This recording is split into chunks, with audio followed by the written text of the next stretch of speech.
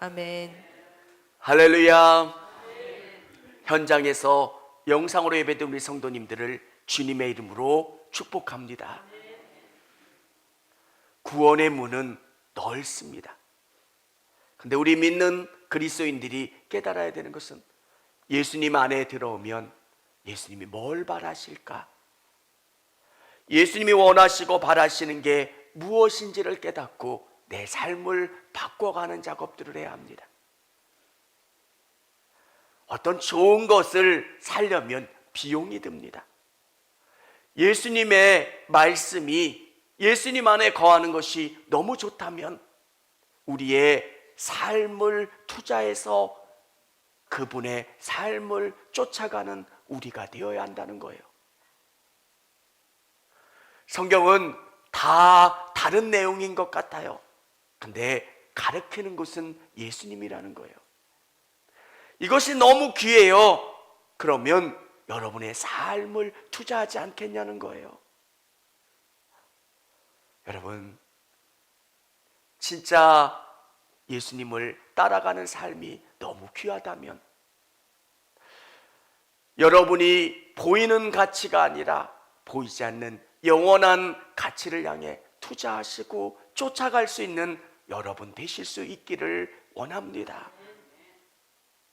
영원히 사라지지 않는 것, 영원히 누구도 빼앗을 수 없는 것, 그리고 그곳에 여러분의 삶을 투자하시는 여러분 되시기를 바랍니다. 결혼도 미리 배웠으면 얼마나 좋을까? 어제 누군가 이야기하면서 그런 생각을 했어요. 남자와 여자가 다르다는 것을 좀 알았으면, 그리고 맞춰가는 훈련을 해야 된다는 것을 알았다면 더 좋았을 텐데 그걸 모르는 거예요. 나는 전혀 변화될 생각이 없는 거예요. 결혼하기 전에 내가 살았던 방법대로 결혼한 다음에도 사는 거예요. 그리고 아내가 다 이해해 주기를 바라는 거예요. 그러면 행복할까요? 그럴 수 없어요. 아내가 뭘 바라는가를 알아서 쫓아가는 거예요. 둘인데 하나가 되는 거예요.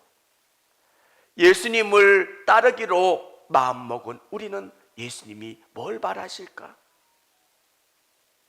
이 땅을 살아가는데 내 생각으로 살아가는 게 아니라 예수님의 가치관으로 살아가는 거예요.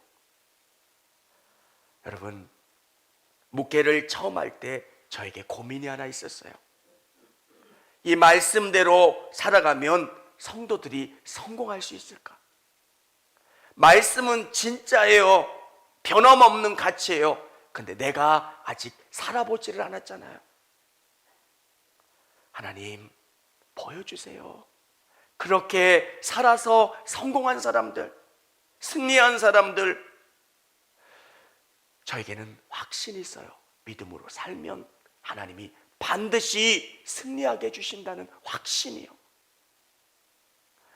우리 성도님들 삶 속에서 믿음을 의지하며 사는 거예요. 그때는 별로 티가 나지 않아요. 근데 반드시 하나님께서 이끌어 주시고 주장하여 주신다는 것. 오늘 제자가 어떻게 살아야 되는가, 어떤 삶을 살아가야 되는가를 예수님은 우리에게 알려주고 계신 거예요. 우리 25절부터 26절까지 한번 같이 읽어보겠습니다.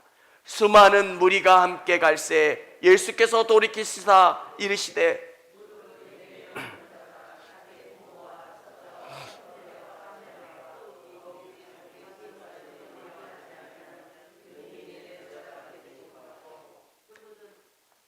예수님께서 자기를 부인해야 된대요. 예수님의 제자가 되려면 어떻게 해야 될까요? 예수님을 따르는 수많은 무리가 있어요. 많은 사람들이 예수님이 빵을 주시니까, 병을 고쳐주시니까, 예수님 안에 기적이 있으니까 쫓아오는 거예요. 예수님께서 그 많은 사람들을 보시면서 말씀하고 계신 거예요. 나를 쫓아오는 사람들은 부모와 처자와 형제와 자매와 더불어 자기 목숨까지도 미워하지 아니하면 능히 내 제자가 되지 못한다. 여러분, 이 말씀은 어려운 말씀이에요. 그러면서도 우리에게 쉬운 말씀이에요. 자기 부인도, 자기 형제도, 자기 목숨도 얽매이지 않고 예수님을 쫓아야 된다는 거예요. 제자는 중심에 예수님을 두고 살아가야 된다는 거예요. 형제들이 예수님의 뜻으로 여러분이 감동받아 가려고 하면 형제들이 어떻게 해요? 오, 가지마. 어느 목사님이 목회를 하려고 마음을 먹으니까 아버지부터 형제들이 다 반대하더래요.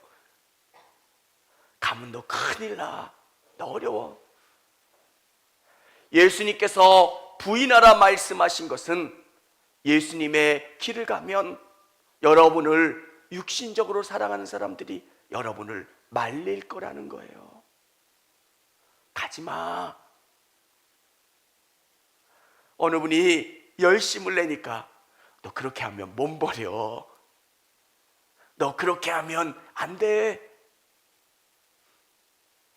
여러분, 예수님이 부인하라 말씀하시는 건 그분들이 여러분을 사랑한다고 여러분에게 조언하고 격려해 주는 말보다 예수님의 말씀을 더 듣고 의지해야 된다는 말씀이에요. 예수님은 나에게 뭘 원하시는 걸까? 여러분이 기도하려고 하면 남편들은 그렇게 하면 몸 버려. 그렇게 하면 뭐해? 힘들어. 그때 자기 남편을 부인한다는 게 뭘까요? 내 몸이 축나는 것보다 예수님이 어떤 거를 원하시는 걸까?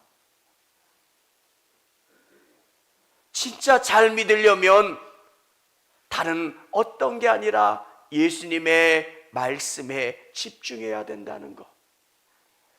사랑하는 성도 여러분, 우리 성도님들이 진짜 예수님은 나에게 뭘 바라실까? 순전한 믿음으로 예수님이 원하신 것을 바라보며 나아가시는 여러분 되시기를 바랍니다. 두 번째는, 첫 번째는 자기를 부인해야 되는데 두 번째는 망대의 비유가 나와요. 28절부터 30절까지 읽어보면 너희 중에 누가 망대를 세우고자 할진대 자신이 가진 것 중에 준공하기까지에 족할는지 먼저 알고 그 비용을 계산하지 아니하겠느냐. 그렇게 아니하여 그 기초만 쌓고 능히 이루지 못하면 보는 자가 다 비웃어 이르되 이 사람이 공사를 시작하고 능히 이루지 못하였다 하리라. 망대는 창고의 역할도 하고 어떤 어려움 가운데 우리의 피난처가 되고 보호가 되는 것이 망대예요. 이 땅을 살아가는 모든 사람들은 망대를 짓고 싶어요. 안전한 곳을 만들고 싶어요. 그래서 보험도 들기도 하고요, 비상금도 만들어 놓기도 하고요, 우리의 필요가 될 수 있는 것을 만들어 놔요. 오늘 예수님이 말씀하신 것처럼 망대를 지으려고 하는데 망대가 완성이 안 되면 무슨 의미가 있냐는 거예요. 열심히 우리가 위기의 때를 방비하기 위해서 무엇인가를 만들어요. 근데 그게 다 완성이 되지 않으면 아무런 쓸모가 없는 거예요. 집을 지었는데 지붕이 없다면 무슨 의미가 있는 거고요. 성을 쌓았는데 어느 부분에 완성되지 않았다면 의미가 없는 거잖아요. 사랑하는 성도 여러분, 여러분 마음속에 진짜 망대가 예수 그리스도가 되심을 믿으시기를 바랍니다. 예수님이 진짜 망대가 되주신다는 거예요. 목회하면서 저분은 행복하겠지. 여러분이 1년 버는 것만큼 매달 월세로 나오는 분들을 보면서 저분은 걱정 없겠다. 그렇잖아요. 돈의 문제가 해결되니까. 여러분, 어떡하지? 진짜 마른 수건도 더 짜야 되는 상황이면 얼마나 머리가 아파요. 이 돈 끌어다가 여기 바꾸고 이 돈 끌어다가. 근데 돈에 걱정이 없는 거예요. 부럽다. 저분은 걱정거리가 없겠지. 여러분, 모든 사람의 겉모습을만 보니까 걱정이 없어 보이는 거예요. 인생에게는 안전한 망대가 없다는 거예요. 사람을 찾아보면 질병의 문제도 있고요, 가족의 문제가 있고요, 많으면 그 많은 것 때문에 형제들 간의 갈등도 있고요, 우리가 알지 못하는 많은 위기가 있고 문제가 있다는 거예요. 그 문제 가운데 진짜 안전한 망대는 예수 그리스도가 되어 주신다는 거예요. 여러분 안에 우리 그랬잖아요. 비상금도 모아놓고 뭐하고. 근데 다 완성이 되지 않으면 망대가 쓸모가 없는 거예요. 열심히 우리가 망대를 쌓으려고 노력을 해요. 이 망대가 완성이 되면 안전하겠지, 뭐하겠지. 근데 완전히 완공이 되지 않으면 쓸모가 없다는 거예요. 우리가 살아가는 인생에서 진짜 길이요 진리요 생명이 되시는 예수 그리스도, 내 안에 참 평안이 있고 위로가 있고 소망이 있다고 말씀하시는 예수님 안에 여러분이 참된 소망을 경험하시는 여러분 되시기를 바랍니다. 세 번째는 전쟁을 준비하는 임금이에요. 이 내용은 딱 감을 잡는 거예요. 내가 누군가와 싸울 때 이길 수 있느냐, 그렇지 않느냐. 이길 수 있을 것 같아. 아니면 비길 수 있을 정도가 돼야지 싸우는 거죠. 100대 1 정도 되는데 싸울 사람이 어디 있어요? 그건 무식한 왕이에요. 우리는 그분 앞에 싸워서 이길 수 없는 존재라는 거예요. 그분의 거룩함에 다다를 수 없는 사람이라는 거예요. 여러분 한 분 한 분이 예수님에 비교하면 그 거룩함에 다가설 수 없는 사람이에요. 제 투성이고요. 이런 상황에서 부족한 병력을 가지고 있는 왕이 할 수 있는 게 뭐예요? 협상을 잘해서 엎드려서 사정하는 거예요. 살려주세요. 잘 엎드리고 협상하는 거. 여러분은 하나님 앞에 고개를 둘 수 없는 존재라는 거예요. 싸워서 그분 앞에 내가 당당히 설 수 없는 그런 존재라는 거예요. 여러분, 인간이 가지고 있는 가장 큰 문제는 교만이에요. 목사님, 저는 겸손한데요. 안 그래요. 조금만 주위의 환경들이 좋아지면 우리의 목이 뻣뻣해져요. 저 돈 있는데요, 저 명예가 있는데요, 저 대단한데요. 여러분, 진짜 그분 앞에 머리를 숙이는 거예요. 하나님, 저는 아무것도 아니에요. 주님, 은혜를 더하여 주시고 저를 붙잡아 주세요. 제자가 된다는 것은 그분 앞에 무릎을 꿇는 거예요. 오늘 예수님을 나의 주님으로 받아들이기를 원하고 교회에 나왔지만 내 생각이 전혀 바뀌려고 하질 않아요. 그분께 머리 숙이려고 하질 않아요. 제자가 된다는 건 그분 앞에 머리를 숙이는 거예요.